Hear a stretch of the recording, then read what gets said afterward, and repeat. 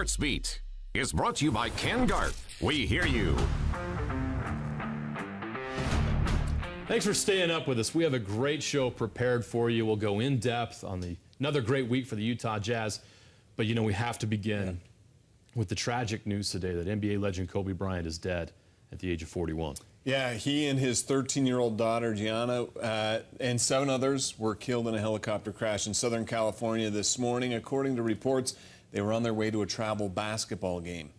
Just awful news. We've learned today just how much Kobe Bryant meant to NBA fans, perhaps meant to you, not just Laker fans. Yeah, tributes have been coming in for Kobe all across the globe as fans continue to mourn the loss of, no doubt, he's a sports icon. Yeah, one of the greatest of this generation. Kobe Bryant entered the NBA at the age of 18. At the time, the youngest player in NBA history, and by the time his career was done 20 years later, he'd won 5 NBA titles, 2 Olympic gold medals. He's 4th on the NBA's all-time scoring list, just passed by LeBron. He won 2 NBA Finals MVP awards and was the NBA MVP in 2008, the year they eliminated the Jazz from the playoffs. He was named to the All-Star team 18 times. Now, of course, the news of Kobe's passing quickly spread throughout the NBA, and with it, the wave of shock. Still, the NBA had to play games today, and it wasn't easy for many coaches and players, but they still found ways to pay tribute. The NBA and the game of basketball will mourn this loss together. Please join us in a moment of silence for Kobe Bryant. Rest in peace, Mamba. No, it was pretty somber. It was before the game, when, you know, with that devastating news, it shook guys a lot. You know, obviously our thoughts and prayers go out to his family and Vanessa and the kids, and just an unbelievable tragedy. Please join us in a moment of silence in honor of number 24, Kobe Bryant. Kobe is probably the toughest competitor that ever played this game, so he said we should, you know, honor him in that way and come out here and compete, and that's what he would want us all to do, is to continue to play the game that we all love. We all feel a deep sense of loss for what he meant to all of us in so many ways, and so many millions of people loved him for so many different reasons. It's just a tragic thing that there are no words. And the Grizzlies are going to take a 24-second shot clock violation. And the Clippers will take a 24-second violation to start the game. I mean, this is just shocking news for all of us. And sorry, I don't have a lot to say. I just can't. I have to go talk to a team before a game and tell them to play a game.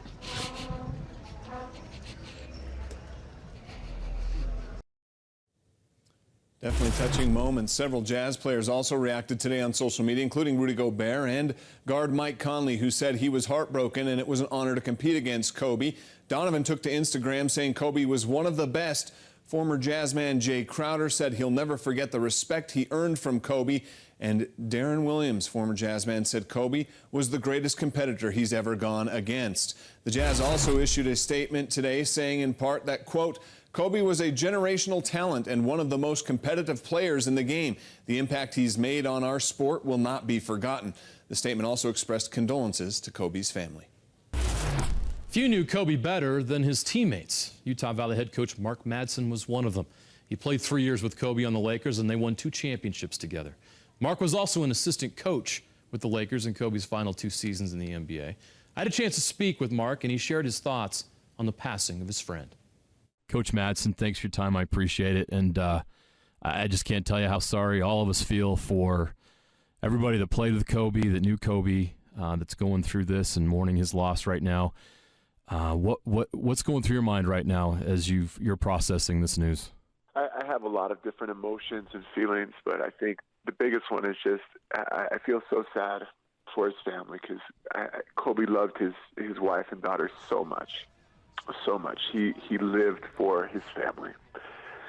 And it's a hard day. It's a hard day. He lived for his family.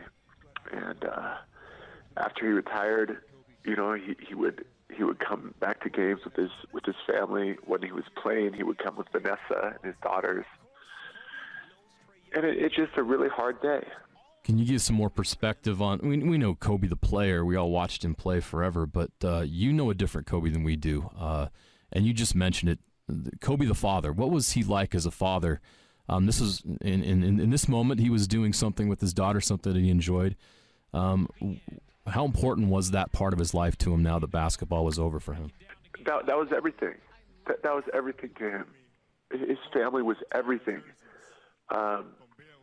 He had off-the-court interests. He really, when he was getting ready to retire, he talked about how he wanted to really, his passion was he wanted to get into storytelling, movies, short stories, things like that. But where he really spent all of his time was with his daughters and his wife.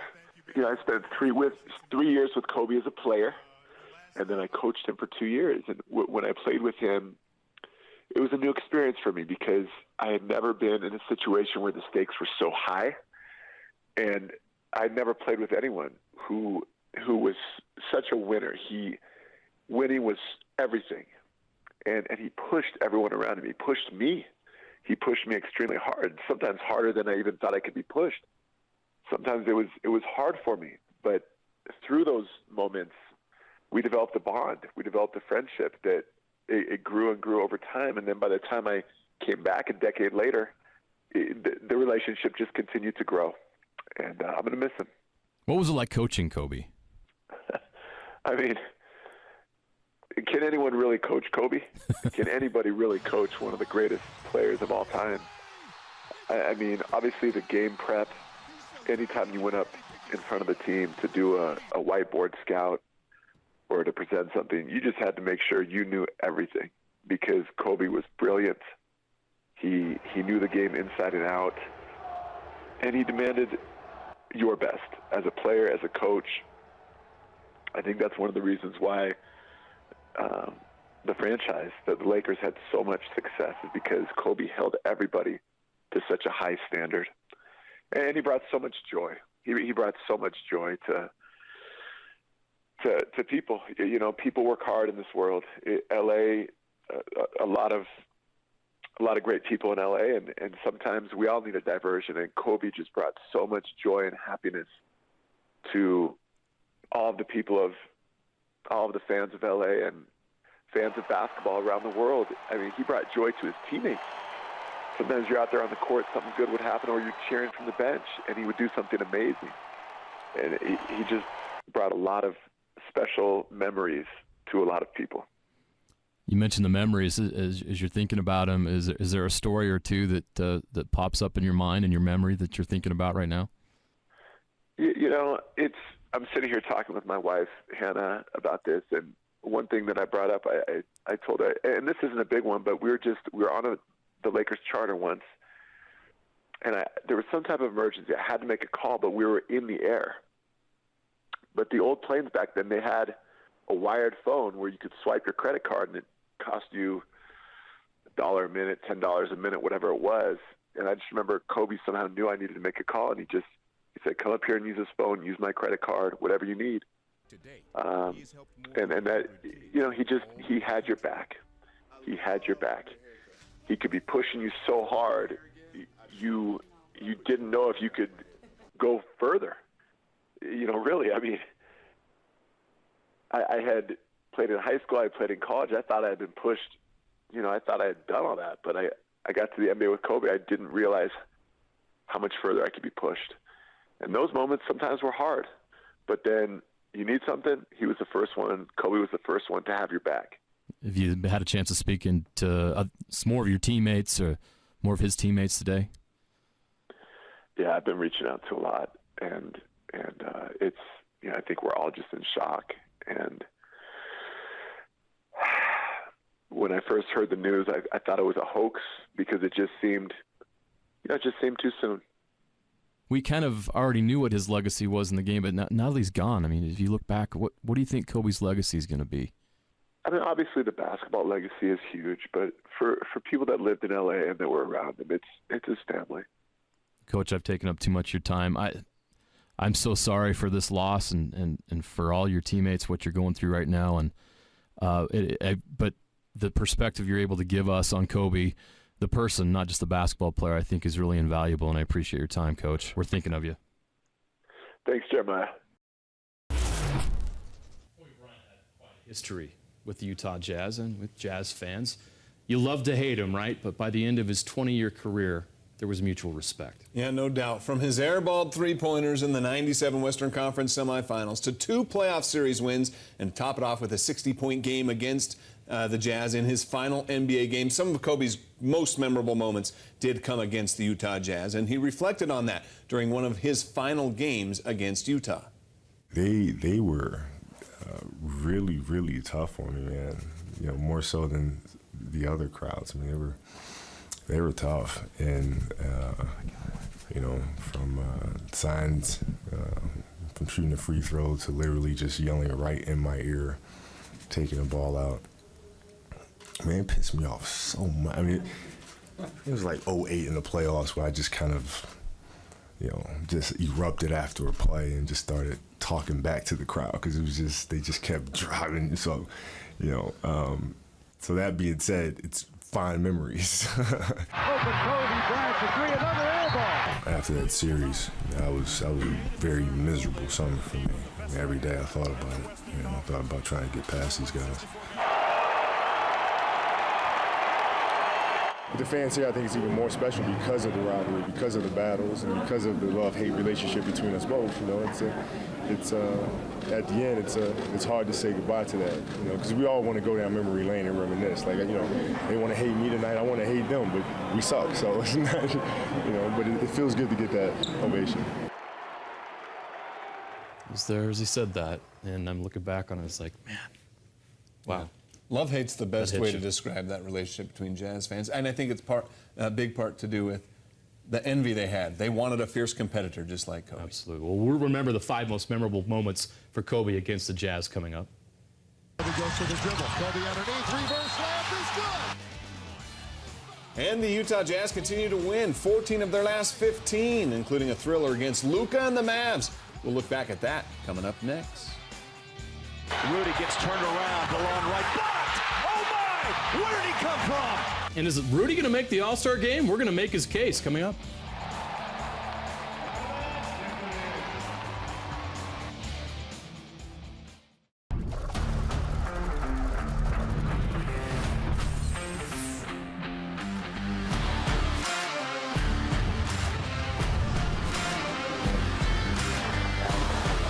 SportsBeat is brought to you by Ken Garth. We hear you. Back, and thanks for staying up with us. We continue to remember the life of Kobe Bryant. The Laker legend and his 13-year-old daughter Gianna were killed in a helicopter crash this morning.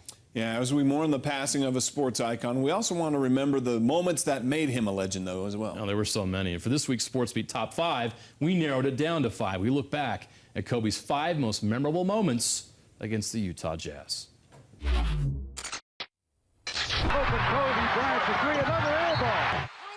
Kobe called it a turning point in his career. He airballed 2 3-pointers in Game 5 of the Western Conference semifinals in 1997. The 18-year-old finished 4 of 14 and 0 for 6 as the Jazz moved on to the conference finals. Now right side, Luke Walton, turn around to Kobe, the backup jumper, good from the angle right like a frozen rope. Kobe Bryant with 20 in the game. Yeah, the next time Kobe saw the Jazz in the playoffs, he didn't miss many. The 2008 Western Conference semifinals, Kobe had scoring games of 38, 34, 34, 33, 26, and 34. That's a lot of points, as the Lakers won that series 4-2. Here, Shaq dropped it down in the backhand dunk by Kobe, and then he chinned himself on the rim, and the ref says that's a... During the 2001-2002 season, Kobe scored 39 points against the Jazz at the Delta Center in a 105-101 win. Then 3 nights later, he scored 38 in another 4-point win back in L.A. Back-to-back 30-point games. Check up on Bryant, who shoots over him and scores! That's 11 straight. He's tied a franchise record with 30 in this third quarter. November 30th, 2006, the Jazz were 13-3 after beating the Spurs when Kobe Bryant put a 30-point beatdown on the Jazz. He scored 52 points on 19 of 26 shooting from the field. Bryant on his way. It's a 1-point game. He's And this was surreal. Kobe's final NBA game was against the Utah Jazz, and he went out with a bang. He scored 60 points in a performance that left everyone who follows the NBA in complete shock. A 60-point game. Took 50 shots in that game. Incredible. Now, if you don't mind, I'm going to share a personal experience I had with Kobe Bryant. So back in 2005, I was brand new here at KSL. I went from Grand Junction covering high school sports to KSL covering the NBA. And I was in an NBA locker room, and the Jazz just suffered a heartbreaking loss to the Los Angeles Lakers, Kobe Bryant. So what happened is Devin Brown, who was at the Jazz at the time, was defending Kobe. Jazz were up 2 as seconds ran out. Devin Brown was called for a foul on Kobe Bryant. Here's the play. I remember this. Now, Devin Brown said he didn't foul him and thought that Kobe got the star treatment. So after I talked to Devin, I went into the Lakers locker room. I'm a brand new reporter. Kobe's just sitting there by himself. And I walked straight up to him, and he's totally cool. He's ready to take my question. And I asked him, what do you think? Devin Brown said he didn't foul you. What's your response? Talking to Devin Brown earlier, he didn't agree with the call at the end. You gotta be kidding me. You serious? I'm serious. What'd you think? You said he didn't foul me? He said he didn't foul you. No, he fouled the hell out of me. I mean, that was, I usually in game-winning shot situations, I usually get fouled. And I don't get the call because it's a game winner. So refs aren't going to give you questionable calls like a little touch on the wrist or a little shot to the ribs, something like that. You don't get those calls. You just play through them. I mean, he kicked my legs from underneath me. I don't know how he thinks he didn't foul me on that one. I remember that. Kobe. I remember, as a Jazz fan, I remember that moment at the time thinking, you're ridiculous, Kobe. He didn't touch you. I have people on Twitter saying, like, I've enjoyed all the tributes to Kobe today, and you posted that, and now I'm mad at him again because they couldn't believe how ridiculous that was. But you know what? We hear the phrase Mamba mentality. Yes. That's what that was. No doubt. He was such an intense competitor. Even in that situation, he refused to admit anything other than the result that happened that was in his favor. He always wanted to win. That's how competitive he was. That's also why he was so successful, though. It was. That mentality. It's why he was one of the all-time greats. All right, now we transition to the Utah Jazz. Last year, Rudy Gobert was the biggest snub for the NBA All-Star game. The way he's playing lately, he's leaving no doubt. Rudy is an all-star. Yeah, the argument's been made that Rudy is a one-dimensional guy, but this season he's been debunking that with his well-rounded play, and we begin on the offensive end of the floor, where he's averaging 15.7 points per game, and he's shooting a league-best 68.3% from the field. He's on his way to becoming the first player to average 15 points and 14 rebounds while shooting 65%. Since Wilt Chamberlain did it 53 years ago. I'd say that's pretty good. His offensive game is surging as of late. 6 20-point games in the last 7 games he's played. He only had 5 20-point games through the first 36 games this season. A stat often overlooked when it comes to offense is screen assists. Rudy leads the league with 7.7 per game. 331 total on the season. That's 16 more than the next closest, Domantas Sabonis. 17.7 points per game for the Utah Jazz come off of Rudy's screen assists. The nickname 2-time is going to have to be upgraded to 3-time next season if Rudy keeps up his defensive dominance. He's second in the NBA in contested shots at 16.1 per game. Only Brook Lopez has more. He's third in contested two-point shots at 13 per game behind Lopez and Jarrett Allen. And when it comes to making a winning difference on the defensive end, Rudy's right near the top. Only Giannis Antetokounmpo and Jason Tatum have better defensive win share than Rudy Gobert. He also impacts the game in the clutch. He has clutch blocks in 10 games this season. A clutch block would be a block in the final 5 minutes of a game where the difference at that 5-minute point was 5 points or less. That includes his incredible block against Dallas and also that one we saw against Damian Lillard and Brandon Ingram. All right, well, next up for the Utah Jazz, a home game Monday night against the Houston Rockets. And the Rockets might walk into Vivint a bit shorthanded for this one. James Harden's doubtful with an injury, and Russell Westbrook, he's not going to play. It's that whole load management issue, second night of a back-to-back. It's because, of course, he played today in Denver. Third quarter, Rockets down 3. Westbrook cuts it to 1 with a kiss off the glass. Late in the game, Nuggets with a narrow lead. Nikola Jokic, that jumper. Jokic had 24 points and a triple-double. Nuggets got the win 117-110. Raptors visiting the Spurs. Final seconds of the half. Derek White of the Spurs is going to beat the buzzer. Spurs down 12. Fourth quarter, Raptors on the break. Alley-oop to the All-Star, Pascal Siakam. Under a minute to go, tied at 105, Fred VanVleet doing what he does, and the Raptors get the win 110-106. The Blazers were hosting the Pacers, and Damian Lillard had a huge night. 2 back-to-back three-pointers to push the Blazers' lead. There's the second one. The Blazers have 240-plus points in 3 games here. 5 straight with 30-plus. Dame's third game of 50 or more points this season happened tonight. Damian is making an all-star push. Take a look at the Western Conference standings. The Jazz and Clippers are both 3.5 back of the Lakers. The Jazz are 1 game better than the Clips in the loss column. The Nuggets are half game back. The Rockets are 6th. It's tight, 4 games behind the Jazz. All right, did you know the Utah Jazz had a lead against the Dallas Mavericks on Saturday for just 1 minute and 17 seconds? That was enough to earn their 14th win in their last 15 games. Let's rewind a great one. Averaging nearly a triple-double on the year is Luka Doncic, and he's on the board. Early 4-0 start. Doncic wide open. That's my concern. Mix up on defense. He's such a great player. You know, I get excited for those kind of games because I know that I'm gonna end up guarding him a few times, and it's always fun to do so. Inside pass, Bogey takes it, no foul. Oh, Rudy just on the bench. Put that baby home. Big moment for Gobert. Rudy, nice job. He showed his hands and stayed vertical. Yes, he did. And Rudy there to follow. Again. So he works one end and then works the other. That's an impactful guy. That's an all-star right there. You talk about what he's done on the offensive end and the defensive end, Bola. I thought he kept us in the game in the first half. I thought everybody raised their level to his level in the defensive end in the second half. And, you know, we had some guys opportunistically make some plays on offense. Up tonight, Rudy has great lateral speed. Got back and blocked that shot. Oh, Rudy, amazing speed. Every single game, he's game changer for us. So after all the media knows how big he is for us, he is even playing on MVP level right now. Inside, Gobert the assist, Royce O'Neal.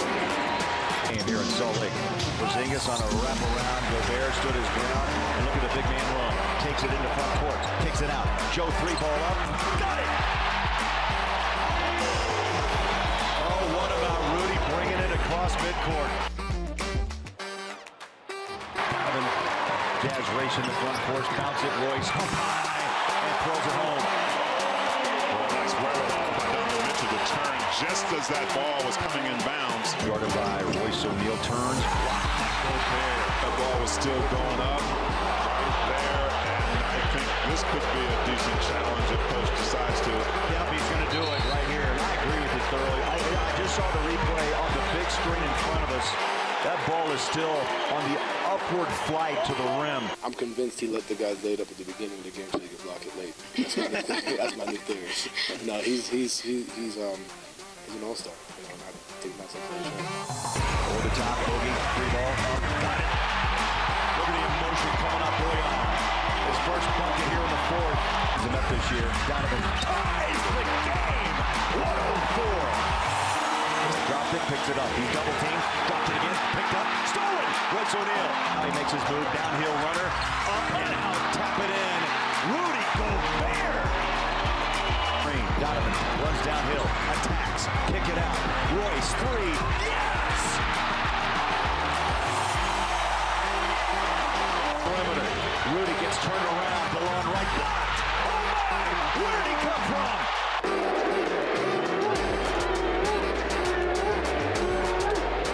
Amazing, you know. I think the crowd really lifted us today. You know, I felt like the energy was almost like a playoff atmosphere, and it was just great to get the win. At halftime of the Pro Bowl, the state of Utah was on display with 2 all-girls tackle football all-star teams representing 17 high schools from Utah. They actually drew some loud cheers from the crowd when Sam Gordon right there came up the sideline, reached for the goal line for 6. Then the double reverse. Tila Malungahu takes it in for a score. Gordon says she hopes this shows the rest of the nation that they can play at the high school level too. I hope that us going out there and playing well proves that girls love football too, and we want the opportunity to play in high schools. And I hope we can show that girls are good at football. And there's definitely a lot more work to be done, but you know, the NFL allowing us to come play during the Pro Bowl and things like that, that's that type of stuff we need to help us move forward. Congratulations to those girls, and Utah high school football for girls needs to happen. All right, up next, more with the red-hot Utah Jazz. Some fun in the Jazz locker room. And the latest accomplishment for Donovan Mitchell. Also, how about Trae Young wearing jersey number 8 to honor Kobe Bryant? See what else he did to honor the basketball icon. That's coming up next. There's an entire generation of players entering the NBA right now who grew up idolizing Kobe Bryant. Atlanta Hawks all-star Trae Young is one of those players. His tribute to Kobe is our play of the day. He put on a number 8 jersey, shed a few tears as he tried to focus on a basketball game. I don't know how these guys did it today. They're true pros. Just before halftime, that number 8 jersey did this. How's that? What a way to honor Kobe. Trae had 45 points, 14 assists, leading the Hawks to a 152-133 win over the Wizards. The Pelicans were hosting the Celtics, and this game quickly became a Zion Williamson show. The alley-oop on the inbounds pass for 2. Then in the third quarter, well, this is one way to do another alley-oop, right? The putback slam, he sneaks in for that. Zion had 21 points, 11 boards. Gordon Hayward had 23 for the Celtics. Pelicans win, though, 123-108. The Suns and Grizzlies paid tribute to Kobe Bryant. First, the Grizzlies taking a 24-second violation. Then Ricky Rubio and the Suns take an 8-second violation. Honoring both of Kobe's jersey numbers he wore during his career, Devin Booker moved to tears. As for the game, Booker making one last All-Star push, had 36 points, 5 of 11 from 3. But Ja Morant and the Grizzlies put on a show too. Morant cleans up the Dillon Brooks miss. Then he throws the lob to Brandon Clark. Grizzlies now 1.5 games up on the Spurs for 8th in the West. Well, will Donovan Mitchell find a spot on the NBA All-Star team this year? He's not only been playing at an All-Star level this season, but his career trajectory has him among the all-time greats. The step over. Nothing's going wrong for Utah. Congratulations to Donovan. 200th game. He has scored 4,501 2 points. And he's going to score a lot more before it's said and done. Yeah, you heard it. This past week, Donovan reached the 4,500-point mark in the 199th game of his career. He's the first guard since Dwayne Wade to reach 4,500 points within 200 games. The other guards on that elite list, how about this? Vince Carter, Allen Iverson, Mitch Richmond, and Sir Michael Jordan. Michael Jordan got knighted, huh? The Yes, latest honor for Michael Jordan. The weirdest moment of the week for the Jazz was the first career ejection for backup center Tony Bradley. What did he do? Not sure what was said, but he exchanged words with the Warriors' Marquise Chris in the final seconds of the Jazz 129-96 win. Sent to the showers early, Bradley's been giving the Jazz valuable minutes while Rudy Gobert gets rest. I hope that his teammates, if they're proud of him, paid his fine too. It's just emblematic of, I think, his competitiveness and him, not thinking and, nerves going away just through experience and, the fact that he's playing with some emotion, that usually translates. And there's emotion when he's offensive rebounding, that's for sure. You don't see this Mike Conley throwing down a dunk. It was before this celebration. It happened during warm-ups before the Jazz win over the Pacers on Monday. See, Mike can do it. He came up in the locker room after the game, and Donovan couldn't help but make a joke at Mike's expense. Mike, you're not leaving. Nice try, though. It really started with Mike in warm-ups when he got that dunk. Oh, yeah. Yeah, I don't know if y'all saw it. Mike dunked. I've never seen a 60-year-old dunk before. That's crazy. Ooh. Nice. Now to college hoops. Don't let that baby face fool you. Rylan Jones is a stone-cold killer, a fierce competitor. We saw it when he was a star at Olympus High School, and he's showing it now for the Runnin' Utes. Ryland had a great week, helping the Utes sweep the Washington schools. First, he made 8 free throws in the final 2 minutes, including 2 clutch free throws that clinched the win with 14 seconds left in a 67-66 win over Washington.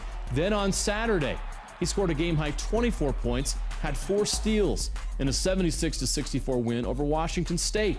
He was 8 of 10 from the field, 2 of 3 from 3, 6 of 6 from the free throw line. Not a bad week for a freshman. You dream about, like you said, every kid dreams about it from when they can dream about it. And it's just a surreal feeling that, I can't really describe. And if you're not in the moment doing it, you don't really know what it's like. And, it just kind of, we fed off the crowd and we got some stops and we came out with the win. Well, last Tuesday night, Utah State's Sam Merrill made some Aggie basketball history. He scored 15 points in a win against Air Force. Late in the second half, though, he became just the 4th player in Utah State history to score more than 1,900 career points. So who else is on that list?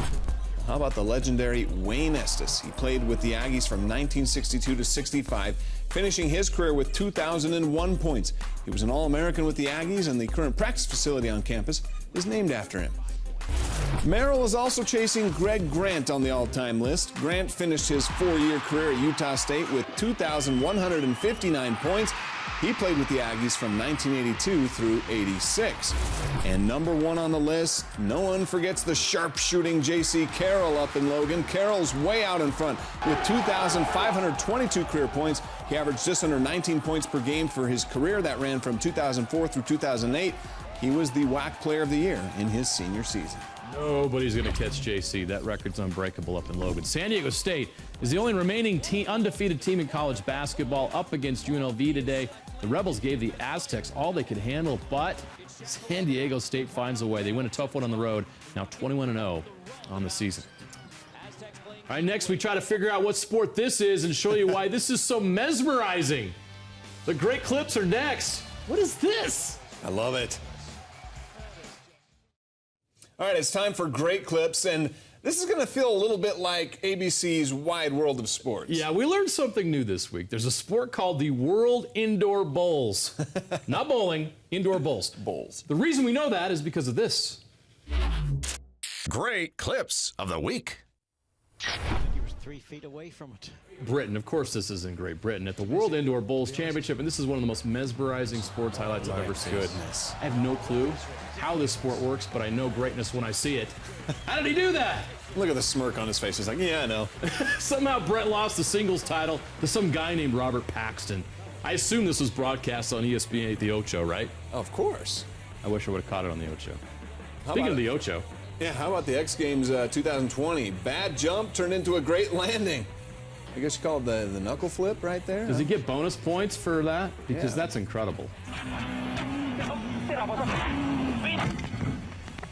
Okay, don't worry, nobody died in the filming of this. Ouch. That's reigning world rally champion Ott Tanek has spectacularly crashed while driving at speed during the Monte Carlo rally. Tanek and his co-driver managed to leave their car unassisted and suffered no major injuries. Wow, how about the G League? We know they've got some athletes. We've seen them here in Salt Lake.